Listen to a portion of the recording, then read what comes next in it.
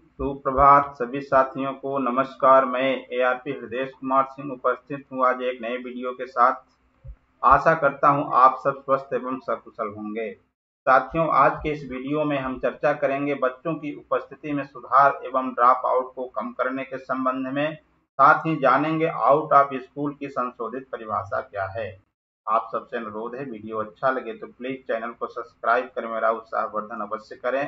चलिए वीडियो को स्टार्ट करते हैं और देखते हैं क्या शासनादेश जारी हुआ है दिनांक 6 जुलाई 2024 का।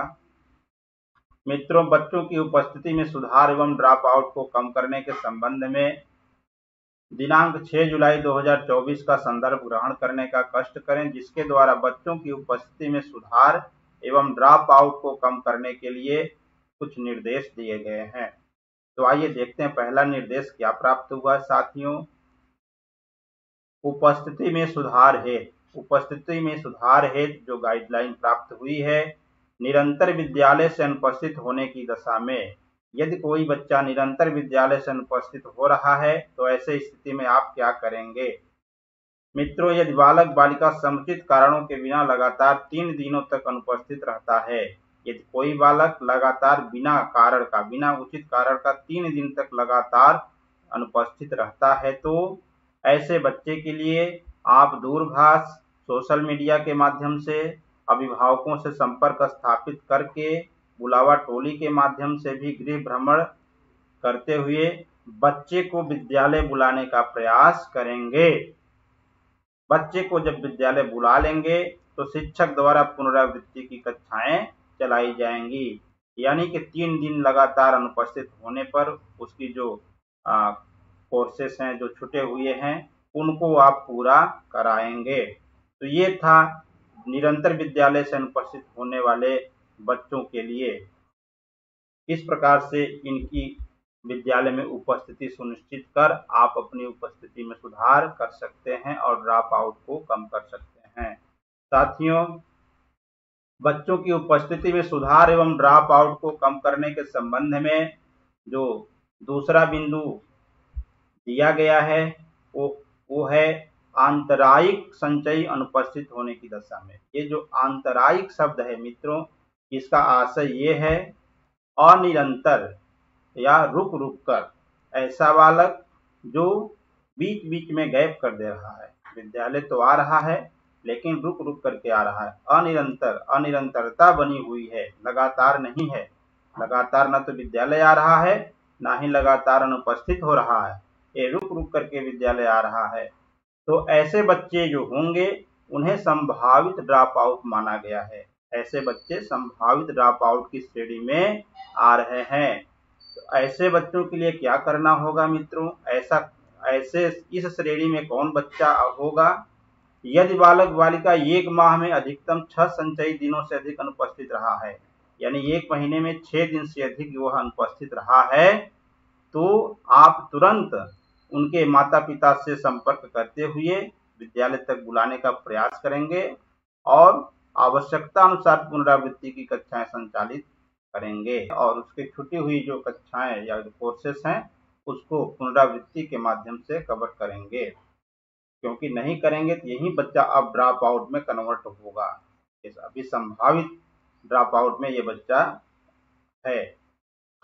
यदि बालक बालिका 1 तिमाही में 10 संचयी दिनों से अधिक अनुपस्थित रहा है, ध्यान देंगे 1 तिमाही में 10 संचयी दिनों, संचयी का आशय वृद्धि होता है साथियों, 10 दिनों से लगातार अनुपस्थित रहा है, तो पहली तिमाही में अभिभावक अध्यापक बैठक में माता पिता की काउंसलिंग एवं आवश्यकता अनुसार पुनरावृत्ति की कक्षाएं चलाएं, ताकि बच्चे का जो छूटा हुआ कोर्सेस है वो पूरा हो सके और वो अपने कक्षा अधिगम स्तर को प्राप्त कर सके।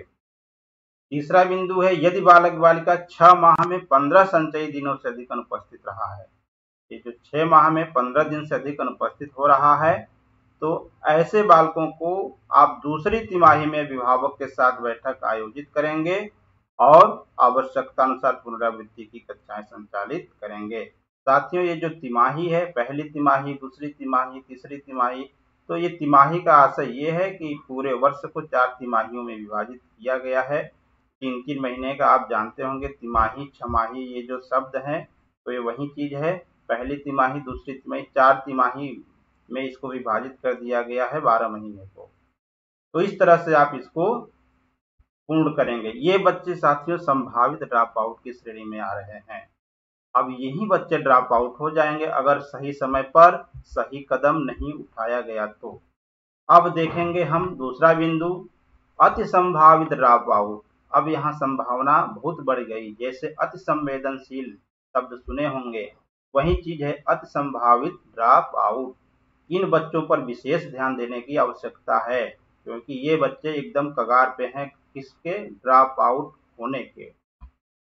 इस श्रेणी में कौन बालक आएंगे मित्रों? यदि बालक बालिका 9 माह में 21 दिनों से अधिक अनुपस्थित रहा है तो तीसरी तिमाही में अभिभावक के साथ बैठक आयोजित करेंगे और माता पिता की काउंसलिंग एवं आवश्यकता अनुसार पुनरावृत्ति की कक्षाएं संचालित की जाए। ये बच्चे अति संभावित ड्रॉप आउट की श्रेणी में आ रहे हैं। दूसरा पॉइंट्स जो है साथियों, इसका जो थर्ड पॉइंट है इसमें, ये मेन है, महत्वपूर्ण है, इसको देखिए।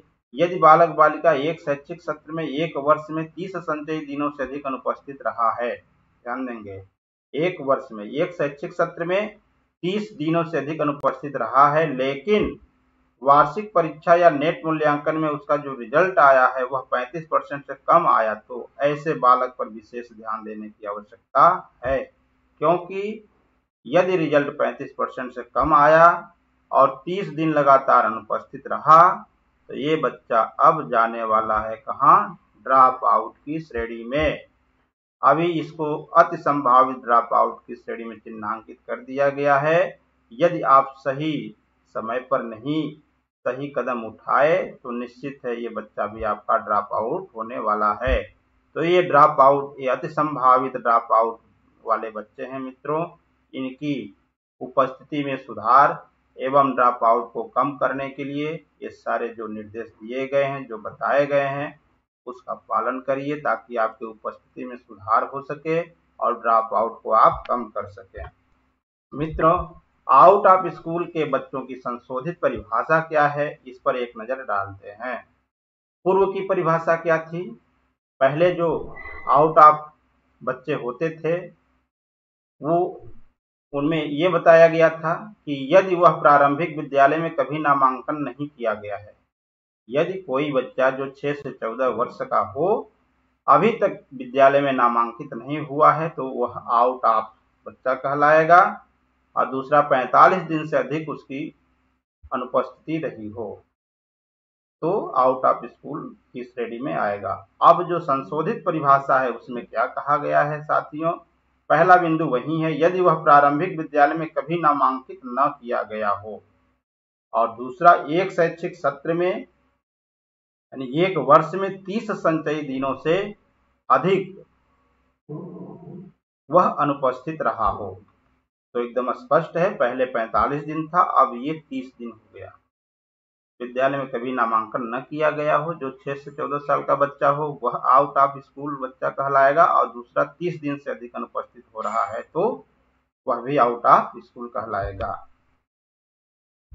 तो अंततः हम ये कह सकते हैं जो आउट ऑफ स्कूल बच्चों की संशोधित परिभाषा आई है, उपरोक्त शासनादेश का अवलोकन करने पर अंततः हम आउट ऑफ स्कूल उस बच्चे को कहेंगे जो बच्चा 6 से 14 आयु वर्ग का होते हुए भी अभी तक किसी विद्यालय में नामांकित नहीं हो पाया है।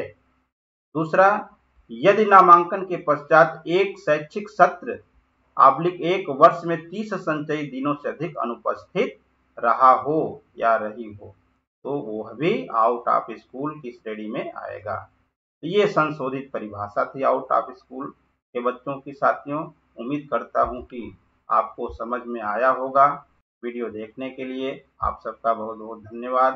आपका दिन शुभ हो।